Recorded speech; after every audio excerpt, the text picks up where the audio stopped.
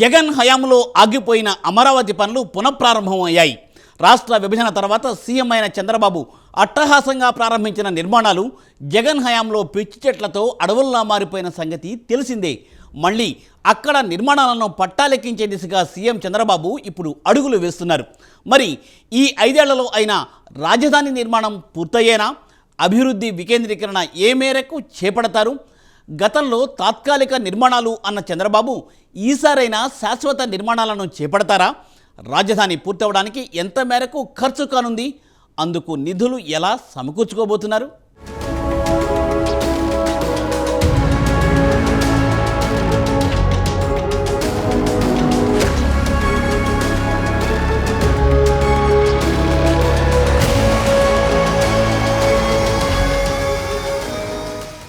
రాష్ట్రం అభివృద్ధి చెందాలన్నా ఉద్యోగ ఉపాధి అవకాశాలకు కేంద్ర బిందువుగా ఉండే నగరమే రాజధాని నగరం. దేశంలో అయినా, ప్రపంచంలో అయినా, లేదంటే వేరే ఇతర రాష్ట్రాల్లో అయినా రాజధాని నగరానికి ఉండే ప్రాధాన్యత వేరు.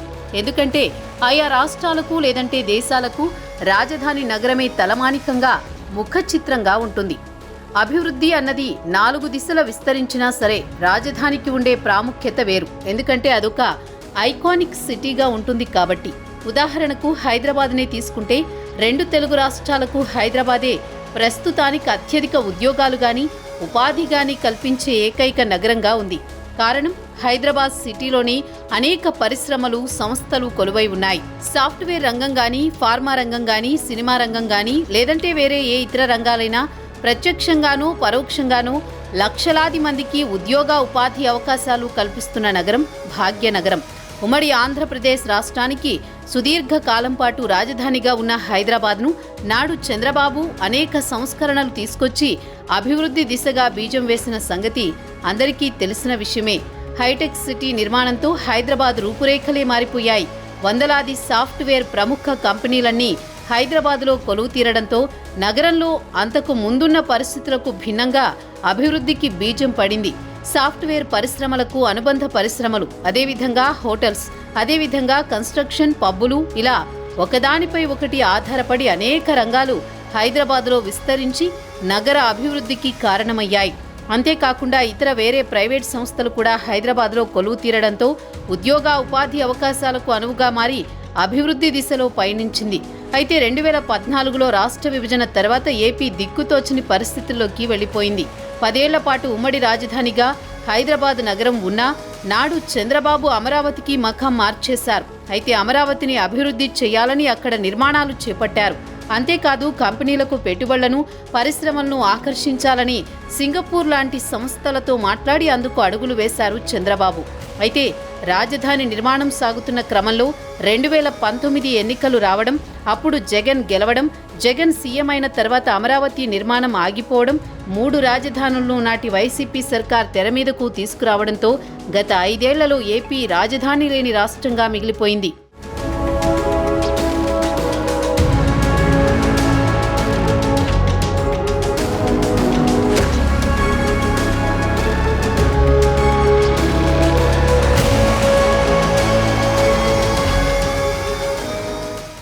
మూడు చోట్ల రాజధాని అని ప్రకటించిన జగన్ ఆ దిశగా ఒక్క అడుగు కూడా వేయలేకపోయారు. ఒక్క ఇటుక కూడా పేర్చలేకపోయారు. దీంతో మీ రాజధాని ఏది అని అడిగితే ఏపీ వాసులు తలదించుకోవాల్సిన పరిస్థితి. అయితే ఏపీలో అతిపెద్ద నగరంగా ఉన్న విశాఖపట్నం, అభివృద్ధి చెందుతున్న తిరుపతి, కర్నూలు లాంటి నగరాలు, ఇంకోవైపు రాష్ట్రానికి మధ్యలో ఉన్న విజయవాడ, గుంటూరు సిటీలు, ఇలా రాష్ట్రంలో పెద్ద నగరాలు ఉన్నప్పటికీ చంద్రబాబు అమరావతిని రాజధానిగా ప్రకటించారు. అయితే అమరావతి అనే సిటీ భౌగోళికంగా లేదు, ఊహాజనిత నగరం మాత్రమే. కేవలం ఆ పేరుతో ఓ మండల కేంద్రం మాత్రమే ఉంది. అయితే చంద్రబాబు మళ్లీ సీఎం అవడం, కూటమి అధికారంలోకి రావడంతో రాజధానిగా మళ్లీ అమరావతిని ప్రకటించి చంద్రబాబు అక్కడి నిర్మాణాలను పునః ప్రారంభించారు. అయితే ఈ 5 ఏళ్లలో అయినా అమరావతి నిర్మాణాన్ని పూర్తి చేస్తారా అన్న ప్రసంగాలు తలెత్తుతున్నాయి. ఎందుకంటే గతంలో 2014 నుంచి 2019 వరకు చంద్రబాబు రాజధాని నిర్మాణాన్ని పూర్తి చేయలేకపోయారు. తాత్కాలిక నిర్మాణాల పేరిట తాత్కాలిక భవనాలు కట్టారు. మరి ఇప్పుడైనా శాశ్వత భవనాలు నిర్మిస్తారా అన్నది తేలాల్సి ఉంది.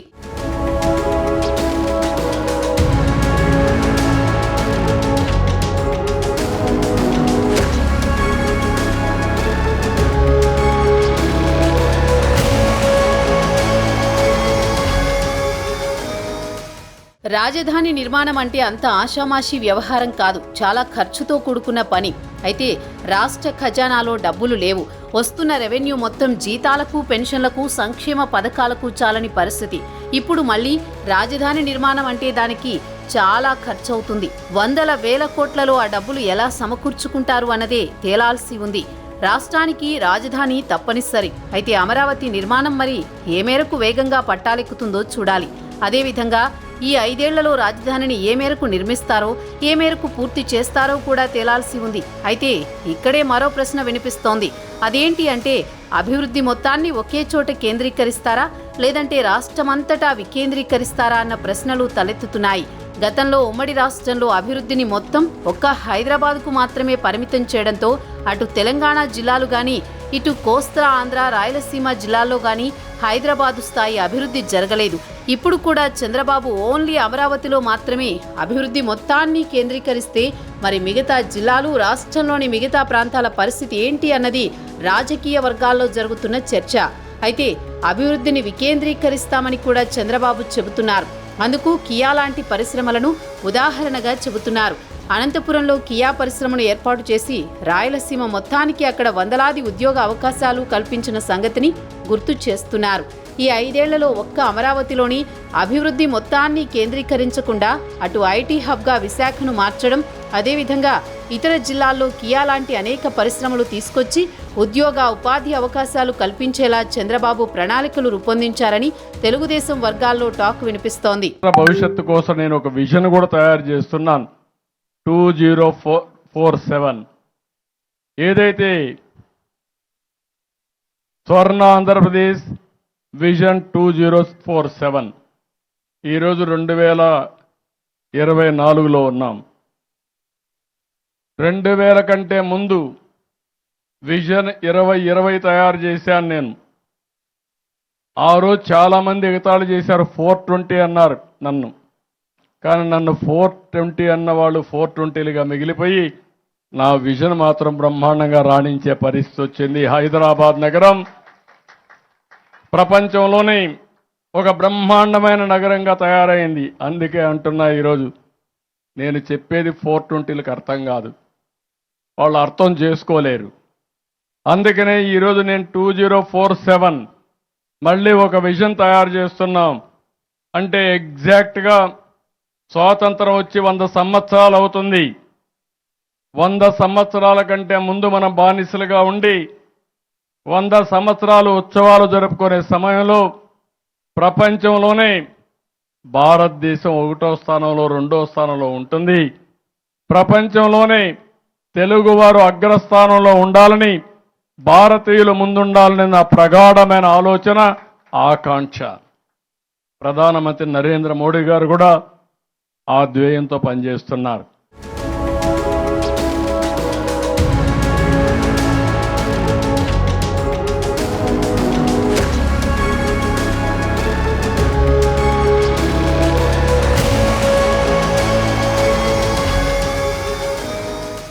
మొత్తానికి ఏపీ రాజధాని అమరావతి పూర్వవైభవం దిశగా అడుగులు పడుతున్నాయన్న చర్చ టీడీపీ వర్గాల్లో వినిపిస్తోంది.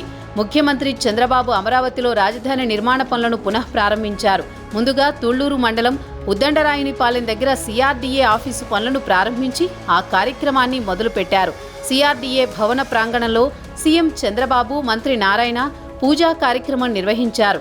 2014 నుంచి 19 మధ్య 160 కోట్లతో అప్పటి టీడీపీ ప్రభుత్వం హయాంలో 7 అంతస్తుల్లో సిఆర్డీఏ కార్యాలయ పనులు చేపట్టారు. 2017లో ప్రాజెక్టు కార్యాలయ నిర్మాణాన్ని ప్రారంభించారు. గత ప్రభుత్వం అధికారంలోకి వచ్చాక ఈ పనులను పక్కన పెట్టారు. ఇప్పుడు మొత్తం 3.62 ఎకరాల్లో G+7 భవనాన్ని ఇక్కడ ప్రభుత్వం నిర్మిస్తోంది. అలాగే అదనంగా పార్కింగ్, ల్యాండ్స్కేపింగ్కు 2.51 ఎకరాలు కేటాయించింది ప్రభుత్వం. ఆర్కిటెక్చరల్ ఫినిషింగ్స్, ఇంటీరియర్స్, ఎలక్ట్రికల్ పనులు పెండింగ్లో ఉన్నాయి. అమరావతి రాష్ట్రానికి మధ్యలో ఉండే ప్రాంతం. ఒక రాష్ట్రం, ఒక రాజధాని అని తాను ప్రతి చోట చెప్పానన్నారు చంద్రబాబు. రాబోయే రోజుల్లో విశాఖను ఆర్థిక రాజధానిగా చేస్తామని, కర్నూలులో హైకోర్టు బెంచ్ పరిశ్రమలను ఏర్పాటు చేస్తామని చెప్పారు. రాష్ట్ర విభజన తర్వాత ఎన్నో ఇబ్బందులు పడ్డామని, రాజధాని అమరావతి కోసం రైతుల్ని ఒప్పించి 1000 ఎకరాల భూమిని సేకరించడం ఒక చరిత్ర అన్నారు. మళ్లీ అమరావతికి పూర్వ వైభవం ఖచ్చితంగా వస్తుందన్నారు. ఉమ్మడి ఆంధ్రప్రదేశ్లో సైబరాబాద్ నగరాన్ని తీర్చిదిద్దిన ఘనత తమకే దక్కుతుందన్నారు చంద్రబాబు. ముందు చూపుతో ఆ రోజుల్లోనే సైబరాబాద్లో 8 వరుసల రోడ్లు వేశామని, శంషాబాద్ విమానాశ్రయానికి 5,000 ఎకరాలు ఎందుకని చాలామంది ప్రశ్నించారని, అభివృద్ధికి అడ్డుపడేవారు ప్రతి చోటా ఉంటారన్నారు. గత 5 ఏళ్లలో కూడా అమరావతికి అడ్డంకులు సృష్టించారని, రాజధాని ప్రాంత మహిళా రైతులు చేసిన పోరాటం చరిత్రలో నిలిచిపోతుందన్నారు.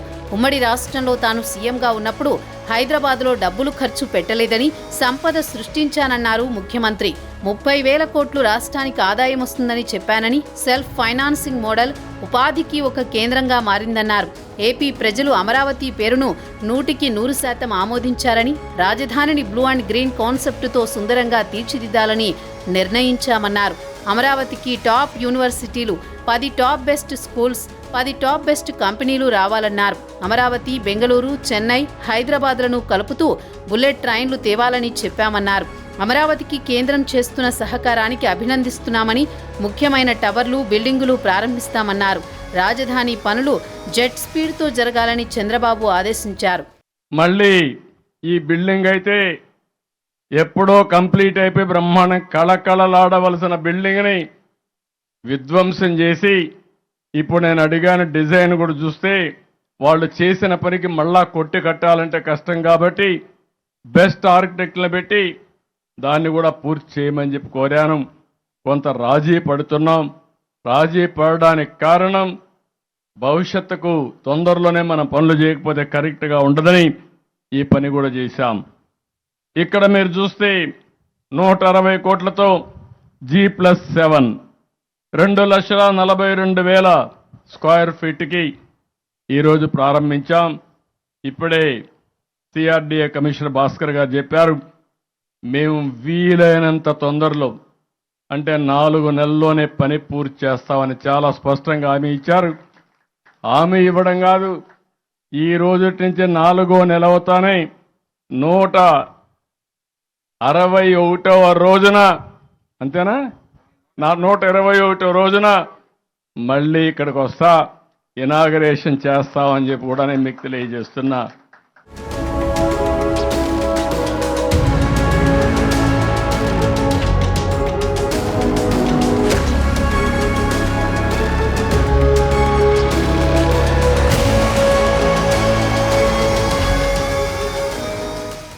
ఏ రాష్ట్రానికైనా రాజధాని తప్పనిసరి. అదేవిధంగా అభివృద్ధి వికేంద్రీకరణ కూడా జరగాలి. అప్పుడే ఆ రాష్ట్రం సంపూర్ణంగా అభివృద్ధి చెందినట్టు లెక్క. జగన్ సర్కార్ ఆ దిశగా కనీసం అడుగులు కూడా వేయలేకపోయింది. 3 రాజధానుల పేరు చెప్పి ఒక్క ఇటుకను కూడా పేర్చలేకపోయారు. మరి కూటమి ప్రభుత్వం ఏ మేరకు అభివృద్ధిని ముందుకు తీసుకెళ్లనుంది? సంక్షేమం, అభివృద్ధి రెండింటినీ 2 కళ్ళుగా చేసుకుని ఏ మేరకు పరిపాలన కొనసాగిస్తారు?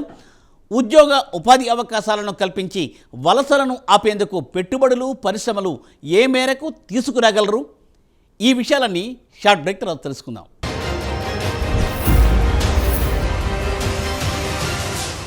మూడు రాజధానుల పేరు చెప్పి వైసీపీ గతంలో ఎంతగా హల్చల్ చేసిందో ప్రత్యేకించి చెప్పనక్కర్లేదు. ఇక ఆనాడు సీఎంగా ఉన్న జగన్ అయితే విశాఖ నుండి పరిపాలన మొదలుపెట్టేస్తాం అని తెగ హడావిడి చేసేశారు. విశాఖకు వైసీపీ ప్రాధాన్యత ఇస్తే అమరావతిని మొట్టమొదటి నుండి టీడీపీ, జనసేన సపోర్ట్ చేస్తూ వచ్చాయి. అసెంబ్లీ ఎన్నికల ముందు వరకు ఎన్నికల్లో వైసీపీ గెలిస్తే 3 రాజధానులు, కూటమి గెలిస్తే అమరావతిని రాజధానిగా ముందుకు తీసుకెళ్లడం ఖాయం అన్న వాదన వినిపించింది. అయితే వైసీపీ 3 రాజధానుల పేరు చెప్పి కనీసం ఒక్క ఇటుకు కూడా వేయకపోవడంతో కూటమికే ప్రజలు పట్టం కట్టారు. మరి ప్రజల నమ్మకాన్ని కూటమి సర్కార్ ఏ మేరకు నిలబెట్టుకోగలదు? ఏ మేరకు రాజధాని నిర్మాణాన్ని పూర్తి చేయగలదు?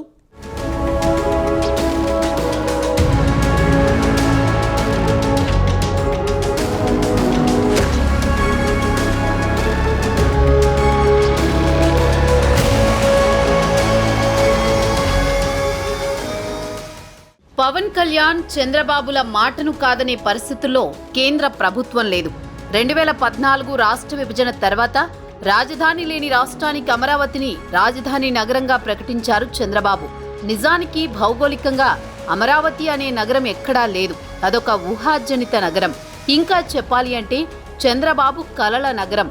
అనేక పరిశ్రమలు, పెట్టుబడులు తీసుకొచ్చి ఆ నగరాన్ని అభివృద్ధి చేసి ఏపీకి ఒక రాజధానిని కల్పించాలి అన్నది బాబు ఉద్దేశం. అయితే జగన్ రాకతో దానికి బ్రేక్ పడింది. అమరావతి నిర్మాణం ఆగిపోయింది. జగన్ ప్రభుత్వం మీద 5 సంవత్సరాల సుదీర్ఘ పోరాటం చేశారు అమరావతి రైతులు. ఎట్టకేలకు ఈసారి మళ్లీ కూటమి ప్రభుత్వం రావడంతో అమరావతి రైతులు ఆనందంగా ఉన్నారు. మళ్లీ రాజధాని నిర్మాణం వేగవంతం అవుతుందని, తమకు మళ్లీ మంచి రోజులు వచ్చాయని వారంతా సంబరపడిపోతున్నారు. ఇలా ఎంతో మంది రాజధానిని మళ్లీ చంద్రబాబు, పవన్ కళ్యాణ్ మాత్రమే నిర్మించగలరు అనే నమ్మకంతో ఉన్నారు. అటు పవన్ కళ్యాణ్ సైతం అమరావతికి మొదటి నుంచి సపోర్ట్ చేస్తున్న సంగతి తెలిసిందే. తెలుగుదేశంతో పొత్తు పెట్టుకోక ముందు నుంచే పవన్ కళ్యాణ్ అమరావతికి మద్దతు ప్రకటించారు. అమరావతి రైతులకు భరోసా కల్పించారు. ఒక్క వైసీపీ తప్ప మిగతా అందరూ అమరావతి రాజధాని పట్ల సుముఖంగానే ఉంటూ వస్తున్నారు. అంతేకాకుండా అమరావతి రాజధాని నిర్మాణం పూర్తి కావాలి అంటే వందల వేల కోట్లతో కూడుకున్న పని. పవన్ కళ్యాణ్, చంద్రబాబు అడిగితే కేంద్రం కాదనే పరిస్థితి లేదు. కానీ ఇప్పుడు కేంద్రం నిధులు ఇవ్వలేదు. గతంలో రాష్ట్ర అభివృద్ధికి జగన్ అడిగినా కేంద్రం నిధులు ఇవ్వలేదు. కానీ ఇప్పుడు కేంద్రంలో తెలుగుదేశం, జనసేన ఎంపీలు కీలకంగా ఉన్నారు. ఎన్డీఏ సర్కార్ నడుస్తోంది అంటే అందుకు కారణం ఏపీ ఎంపీలే. రాజధాని నిర్మాణం కోసం పవన్ కళ్యాణ్, చంద్రబాబు మరి ఏ మేరకు కేంద్రంపై ఒత్తిడి తెచ్చి నిధులను రాబట్టగలుగుతారో చూడాల్సి ఉంది.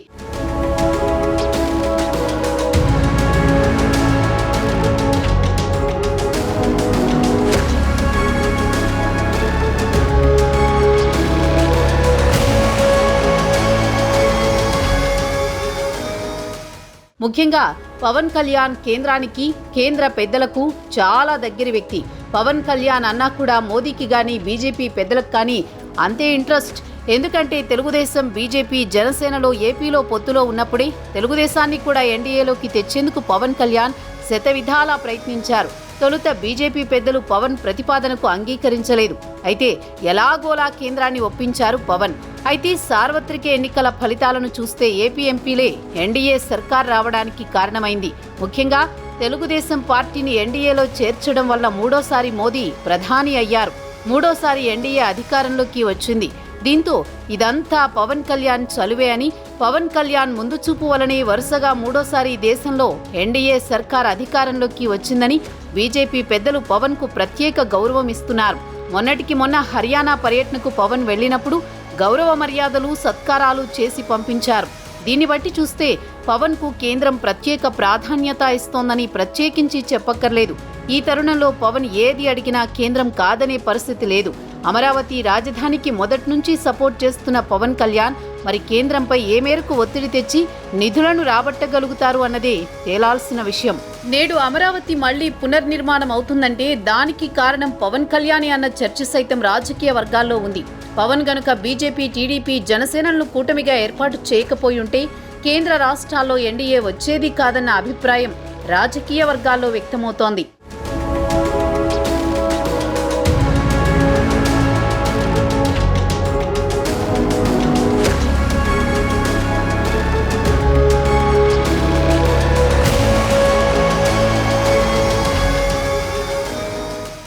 ఒకవేళ జగన్ విశాఖలో రాజధాని ఏర్పాటు చేసి ఉంటే ఏం జరిగేదో కానీ ఏమీ చేయకుండా దిగిపోవడం వలన ఇంతకాలం రాష్ట్ర రాజధానిపై నెలకొన్న అస్పష్టత తొలగిపోయిందని రాజకీయ వర్గాల్లో చర్చ జరుగుతోంది. ఇప్పుడు ఏపీ రాజధాని ఏది అనే ప్రశ్నకు అమరావతి అని ఠక్కున చెప్పగలుగుతున్నారు. చంద్రబాబు ముఖ్యమంత్రిగా బాధ్యతలు చేపట్టిన వెంటనే ఈ స్పష్టత ఇవ్వడమే కాకుండా అమరావతి నిర్మాణ పనులకు చకచకా ఏర్పాట్లు పూర్తి చేశారు. జగన్ హయాంలో రాజధాని ప్రాంతాన్ని, దానిలో వివిధ దశలలో నిర్మాణంలో ఉన్న భవనాలను, రోడ్లను పాడుపెట్టడం వలన 24,000 ఎకరాలలో దట్టంగా తుప్పలు, పిచ్చి మొక్కలు పెరిగిపోయాయి. వాటిని తొలగించడానికే ప్రభుత్వం 36 కోట్లు ఖర్చు చేయాల్సి వచ్చిందంటే పరిస్థితి అర్థం చేసుకోవచ్చు. ఏకధాటిగా 4 నెలలు వందలాది కార్మికులు యంత్రాలతో వాటన్నింటినీ తొలగించారు. ఇప్పుడు రాజధానిలో నిర్మాణ పనులు చేపట్టేందుకు సర్వం సిద్ధమైంది. డిసెంబర్ నెల నుంచి యుద్ధ ప్రాతిపదికన పనులు చేపట్టేందుకు ప్రభుత్వం అవసరమైన ఏర్పాట్లు చేస్తోంది. ఇటీవల చెన్నై, హైదరాబాద్ ఐఐటీల నుంచి నిపుణులు గత 5 ఏళ్లుగా నీళ్లలో మునిగి ఉన్న హైకోర్టు, సచివాలయం తదితర భవనాల పునాదులను పరిశీలించి అవన్నీ దృఢంగా ఉన్నాయని, వాటిపై నిర్మాణాలు చేపట్టవచ్చని తేల్చి చెప్పడం ఊరట కలిగించే విషయమే. పునాదులు సిద్ధంగా ఉన్నాయి కనుక వాటిపై ముందు అనుకున్న ప్రకారం భవనాల నిర్మాణం శరవేగంగా చేయవచ్చు. ఈసారి 2027లో జమిలి ఎన్నికలు జరిగే అవకాశం ఉంది కనుక అదే డెడ్లైన్గా భావించి యుద్ధ ప్రాతిపదికన అమరావతి నిర్మాణ పనులు జరిగే అవకాశం ఉంటుంది. కనుక 2027లోగా రాజధాని అమరావతికి రూపురేఖలు తీసుకురావాల్సి ఉంటుంది. అమరావతి నిర్మాణ పనులు వేగం పుంజుకుంటే కేంద్ర ప్రభుత్వ సంస్థలు, ప్రపంచ ప్రసిద్ధి చెందిన యూనివర్సిటీలు, ఐటీ కంపెనీలు వగైరా కూడా తరలిరావడం తథ్యం. ఒకవైపు రాజధాని నిర్మిస్తూనే ఇంకోవైపు రాష్ట్రంలోని మిగతా ప్రాంతాలకు అభివృద్ధిని వికేంద్రీకరించాల్సి ఉంది. అప్పుడే మిగతా జిల్లాల ప్రజల్లో కూడా అసంతృప్తి రగలకుండా ఉంటుంది.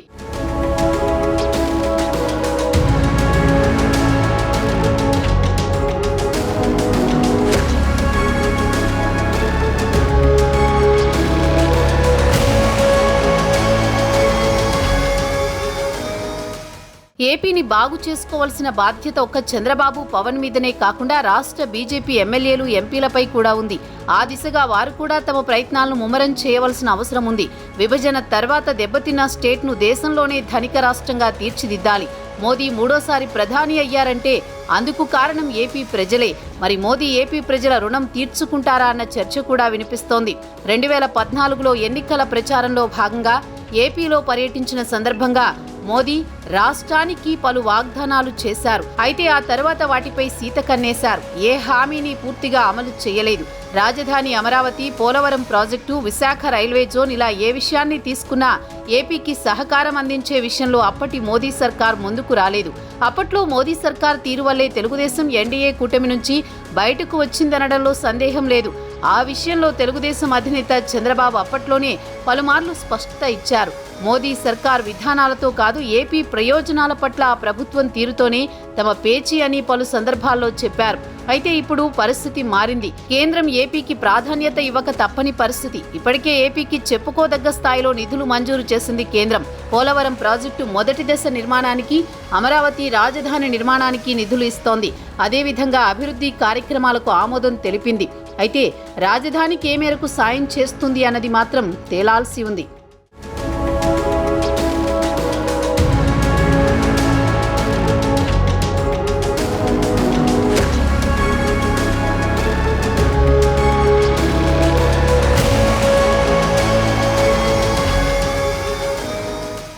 గత 5 ఏళ్లలో కేంద్ర ప్రభుత్వం నుండి పెద్దగా సహాయం అందని సంగతి అందరికీ తెలిసిన విషయమే. ఇప్పుడు కేంద్ర ప్రభుత్వంలో కీలక భాగస్వాములుగా ఉన్న జనసేన, టీడీపీలు రాష్ట్ర ప్రజల ఆకాంక్షలు నెరవేర్చే దిశగా తగిన నిధులను రాబట్టగలరా? విభజన హామీలలో ఒకటైన రాజధాని నిర్మాణానికి కేంద్ర ప్రభుత్వం ఏ మేరకు సాయం అందిస్తుంది? 5.5 కోట్ల ఆంధ్రుల ఆకాంక్షలు పవన్, చంద్రబాబు ఏ మేరకు నెరవేర్చగలరు అన్నది తేలాల్సి ఉంది.